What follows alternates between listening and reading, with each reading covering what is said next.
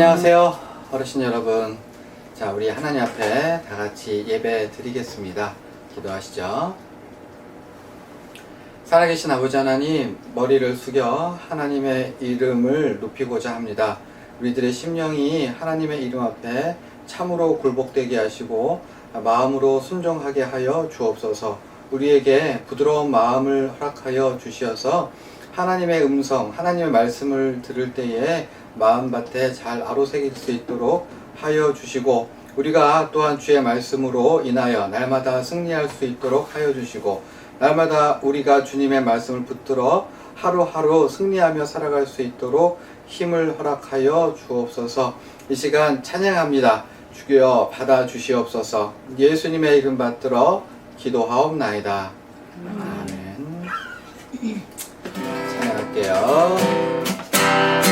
나의 등 위에서, 나의 등 위에서 나를 도우시는 주, 나의 생길에서 지치고 나여 매일처럼 주저앉고 싶을 때 나를 밀어주시네.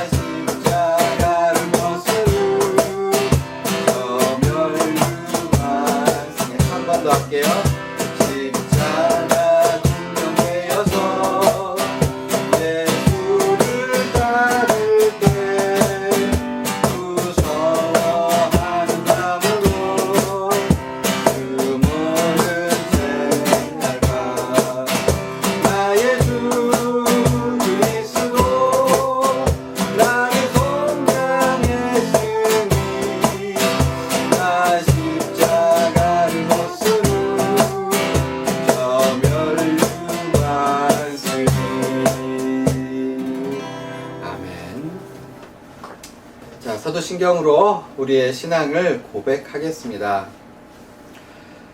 전능하사 천지를 만드신 하나님 아버지를 내가 믿사오며 그의 외아들 우리 주 예수 그리스도를 믿사오니 이는 성령으로 잉태하사 동정녀 마리아에게 나시고 본디오 빌라도에게 고난을 받으사 십자가에 못 박혀 죽으시고 장사한 지 사흘 만에 죽은 자 가운데에서 다시 살아나시며 하늘에 오르사 전능하신 하나님 우편에 앉아 계시다가 저리로서 산자와 죽은 자를 심판하러 오시리라. 성령을 믿사오며 거룩한 공예와 성도가 서로 교통하는 것과 죄를 사하여 주시는 것과 몸이 다시 사는 것과 영원히 사는 것을 믿사옵나이다. 아멘. 찬양 다시 할게요. 십자가 동대어서 예수를 따를 때 무서워한 마음으로 그 모든 죄악과 나의 주 그리스도 나를 속량했으니 나 십자가를 졌으므로 십자가 군대여서 예수를 따를 때 무서워한 마음으로 그 모든 죄악과 나의 주 그리스도 나를 속량했으니 나 십자가를 졌으므로 이 죄악 많은 세상에 수많은 원수들 날 유혹하고 했지만 대주만 나를 나의 주 그리스도 나를 속량했으니 나 십자가를 졌으므로 멸류관 쓰리 나의 주 그리스도 나를 속량했으니 나 십자가를 졌으므로 멸류관 쓰리. 아멘. 자, 오늘 하나님 말씀은요, 사도행전 8장 1절 1절 되겠습니다.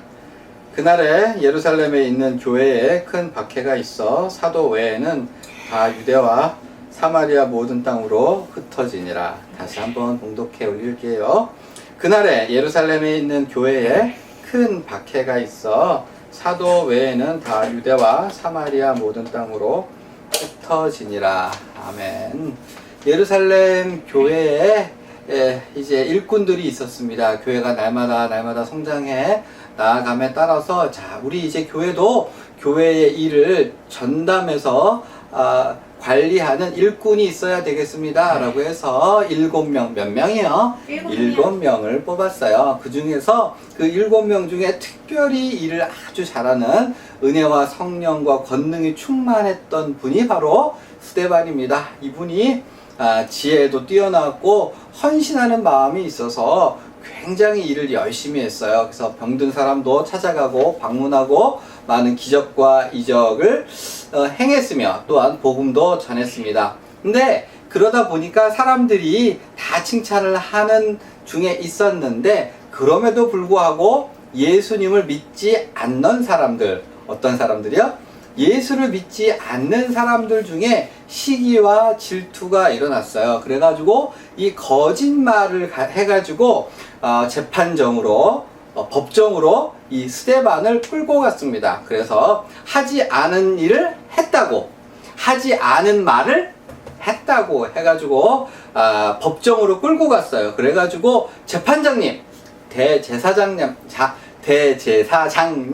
이 스데반이라고 하는 사람이 하나님을 모독하고 모세의 율법을 무시합니다. 이 사람 우리가 사형에 처해야 하겠습니다. 이렇게 한 거예요. 그래서 법정에 서 있었던 대제사장이 스데반을 불러서 그래서 야, 저 친구들이 너를 죽여야 된다고 얘기를 하는데 네가 뭐 변명할 거 있으면 해봐라. 그래가지고 스데반이라고 하는 사람이 수백 명 되는 사람들 앞에서 예수를 믿지 않는 유대인들 앞에서 이제 자기 이야기를 하기 시작하는데 그게 사도행전 몇 장? 7장에 나와 있습니다. 사도행전 7장에는 이 스데반이 죽은 사람, 자기를 죽이려고 하는 사람들 앞에서 자기의 믿음을 고백하고 그 사람들에게 했었던 설교가 있는 거죠. 근데 이 사도행전 7장 총 52절이나 되는 길고 긴 설교가 어떠한 식으로 되어 있느냐. 좋은 말로 할 수 있죠. 충분히 충분히 좋은 말로 할 수 있습니다. 내가 사실은 그렇게 오해이고 내가 믿음이 그런 게 아니고 내가 실제로 믿는 건 이겁니다. 이렇게 좋게 설명을 해가지고 할 수 있음에도 불구하고 이 사도행전 7장에 나오는 설교를 가만히 보면 아주 거칠고 투박한 말로 설교를 듣고 있는 사람들이 확 뒤집어지는 설교를 했던 거예요. 이렇게 정리를 하면 너희는 마귀 새끼들인데 너희는 조상으로부터 대대로 저주받을 일만 골라서 했어. 이렇게 설교를 꽝 하고 했던 거예요. 그 말을 듣고 있었던 사람들이 어떤 생각이 들었을까요? 저놈은 내가 오늘 죽여야 되겠다. 지금 사실 스데반이 거기서 싹싹 빌면서 오해입니다. 앞으로 조용하게 살게요 하면 충분히 풀려날 수 있고 그냥 그대로 살아갈 수 있음에도 불구하고 스데반이 설교를 어떻게 했다고요? 듣고 있는 사람들을 너희는 마귀 새끼들이야. 너희는 거짓말장이야. 너희는 살인자야. 라고 하면서 그냥 아주 투박한 언어로 그렇게 말을 했고요. 그 말을 듣고 있던 사람들이 자기의 귀를 막고 옷을 찢고 돌을 들어서 쳐서 죽였던 거죠. 그뿐만이 아니라 그 스데반을 죽인 다음에 이 사람들의 분이 풀리지 않아서, 뭐가 풀리지 않아서? 분이 풀리지 않아서 그날로부터 예수 믿는 사람들을 다 잡아다가 옥에 가두고 죽이기 시작했어요. 성경 표현에 의하면 사람들이 어떻게 핍박을 했느냐? 교회를 잔멸할세, 뭐할세? 잔멸할세라고 표현했는데, 이 잔멸이라고 하는 표현은 사자나 그 늑대나 곰이 자기 먹이를 잡아먹을 때 쓰는 표현이에요. 그러니까 마치 이리가 토끼를 콱 물어가지고 그 생사를 찢는 것처럼 그렇게 교회를 핍박했다고 하는 것인데, 남녀를 잡아 가뒀다라고 했으니 보통 웬만한 경우라면 남자만 잡아가거든요. 그런데 그 각각의 예수 믿는 사람들의 집을 몽둥이 들고 쫓아다니면서 그 안에 여자가 있으면 여자를, 남자가 있으면 남자를, 그러니까 남녀를 가리지 않고 싹 잡아다가 일부는 죽이고 일부는 옥에 가두었던 거예요. 그러니까 예루살렘에 있었던 그리스도인들이 예루살렘에 있을 수 없게 되었던 거죠. 있으면 죽으니까, 있으면 감옥에 갇히니까. 그리고 감옥도 지금 감옥 같지 않고 예전 감옥은 거기서 굉장히 많은 사람들이 죽어나가는 감옥이었던 거예요. 그러니까 사람들이 그 예루살렘에 있을 수가 없어 가지고 이제 여러 곳으로 흩어지게 되었던 거죠. 그래서 오늘 본문에 큰 박해가 있어 사도 외에는 다 유대와 사마리아 모든 땅으로 흩어지니라 라고 하고 있어요. 자, 지금까지 이 예수님을 믿었던 예수님의 제자들과 예루살렘 교회의 성도들이 잘못한 일이 있었을까요? 없었습니다. 사기를 쳤나요? 아니죠. 예수님으로부터 큰 은혜를 받아서 말씀이 너무 좋아서 찬양하고 말씀 듣고 전도하고 봉사하고 가난한 사람들을 구제하고, 그러니까 선한 일밖에 안 했음에도 불구하고 이 예루살렘 교회의 성도들에게 닥친 건 뭐죠? 비난을 받고 채찍에 맞고 옥에 갇히고 죽임을 당하고, 그 다음에 수십 년 동안 터잡아 살고 있던 곳을, 그 정든 고향 땅을 등지고 떠나야 했으며, 어떠한 사람들 아내를 잃고, 어떠한 사람들은 남편을 잃고, 어떠한 사람들은 부모를 잃고, 그러니까 하루아침에 날벼락이 떨어진 거예요. 예수를 믿으면 은혜 안에 있고, 예수를 믿으면 좋은 일이 있을 것 같았었는데, 지금 그들은 아무런 잘못이 없음에도 불구하고 하루아침에 큰 봉변을 당하게 되었던 거죠. 성도들이 어떤 마음을 가질 수 있었을까요? 어떤 마음이 들었을까요? 야, 이 예수님이 살아계시면 어떻게 이런 일이 생길 수 있지? 야, 예수님이 우리를 사랑하시면, 예수님이 그렇게 힘이 있으시면, 예수님이 능력이 있으시면 왜 우리가 이렇게 억울한 일을 당하고 이렇게 절통한 일을 당하는데 가만히 계신가? 야, 이거 딱 거짓말 아니야? 나 이제 예수를 떠나야지 라고 하는 생각이 들을 수 있음에도 불구하고 흩어진 예루살렘 성도들은 무엇을 했을까요? 사마리아에 간 사람들은 사마리아에서, 지방으로 내려간 사람들은 지방에서, 촌구석으로 간 사람들은 촌구석에서 뭐 했을까요? 복음을 전하기 시작했어요. 뭘 전했다고요? 복음을 전하기 시작했던 거죠.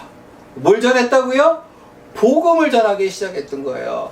내가 예루살렘에서만 섬겼던 예수님을 각 지방으로, 이방 땅으로 흩어지게 될 때에 그들이 그 신앙을 버린 것이 아니라 자기가 처하게 된 그곳에서 여전히 주 예수 그리스도를 하나님으로 섬기고 찬양하고 이 예수를 믿어야 천국에 간다라고 하는 복음의 말씀을 전했던 것이죠. 그래서요, 이 예루살렘 교회에 닥쳤던 그 큰 핍박이 어떠한 일을 하게 돼요? 결국은 예루살렘에만 있었던 복음이 이스라엘 전체로 퍼지게 되었던 것입니다. 고난이, 핍박이 축복의 장으로 하나님의 위대하고 놀라운 일들이 이루어가는 디딤돌이 되었던 거죠.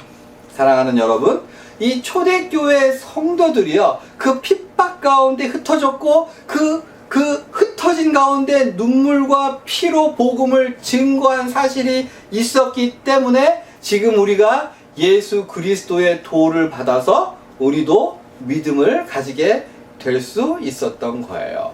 하나님께서 이 땅 가운데서 일하는 방식은요, 어떠한 방식인가요?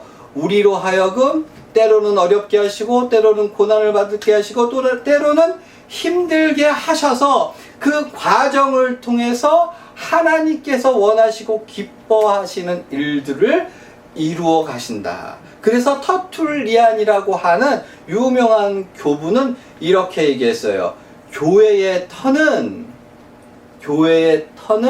성도들의 피로 이루어진다. 뭐라고요? 성도의 피가 거룩한 교회의 터가 된다라고 그 유명한 말을 했습니다. 사랑하는 여러분, 그러니까 하나님께서 우리에게 고난을 주시는 이유는 뭔가? 예수를 모르는 사람들은요, 우리에게 닥치는 어려움과 고난은 저주로서 임해요. 뭘로 임해요? 저주로 임해요. 그렇지만 예수를 믿는 사람들에게는 결코 저주가 있을 수 없어요. 예수를 믿는 사람들에게는 결코 정죄함이 없나니 성령의 생명의 법이 사망과 저주를 풀어주시는 거죠. 그러니까 우리가 당하는 고난은 하나님의 섭리 아래 있고, 우리가 당하는 어려움은 하나님께서 그 뜻을 이루어 가시는 디딤돌로 주신 것이다. 자, 사랑하는 여러분, 오늘 설교를 마무리합니다. 모든 사람은요, 다 자기만의 삶의 이야기가 있지요. 뭐가 있죠? 삶의 이야기가 있고요. 모든 사람은 각자가 짊어진 자기만의 십자가가 있습니다. 누구도 같이 지어지지 못하는 자기만의 십자가. 어떠한 사람들은 가족으로 인해서, 어떠한 사람은 돈으로 인해서, 어떠한 사람은 꺼질게요. 어떠한 사람은 어떤 사람은 건강으로, 어떤 사람은 돈으로, 어떤 사람은 그 마음의 고통으로 인해서 참 살아가기 어렵고 힘들 수 있습니다. 남몰래 눈물을 흘릴 수도 있고요. 어떠한 사람이 그런 십자가가 없겠습니까? 그러나 하나님께서 예수 믿는 우리들에게 그러한 삶의 십자가를 주시는 까닭은 그것이 어떻게 사용될지는 모르지만 하나님 손에 의탁드리고 맡기고 우리가 그 가운데에서 믿음을 강하게 붙들 때 하나님께서는 얼마든지 축복의 길로, 선한 길로, 열매를 맺는 길로 인도한다는 사실. 성경은요 바로 이러한 식으로, 즉 우리의 고난을 통해서 하나님이 우리를 통해서 역사하신다는 사실을 보여줍니다. 그러므로 고난과 어려움 가운데 낙심하거나 절망할 것이 아니라 하나님께서 우리의 고통을 어떻게 사용하실까를 바라보면서 소망 가운데 늘 이겨낼 수 있는 저와 여러분들이 되기를 부탁드립니다. 아멘. 자, 우리 예수님 가르쳐주신 기도로 예배를 마치겠습니다. 하늘에 계신 우리 아버지여, 이름이 거룩히 여김을 받으시오며 나라가 임하시오며 뜻이 하늘에서 이루어진 것 같이 땅에서도 이루어지이다. 오늘 우리에게 일용할 양식을 주시옵고 우리가 우리에게 죄 지은 자를 사하여 준 것 같이 우리의 죄를 사하여 주시옵고 우리를 시험에 들게 하지 마시옵고 다만 악에서 구하시옵소서. 나라와 권세와 영광이 아버지께 영원히 있사옵나이다.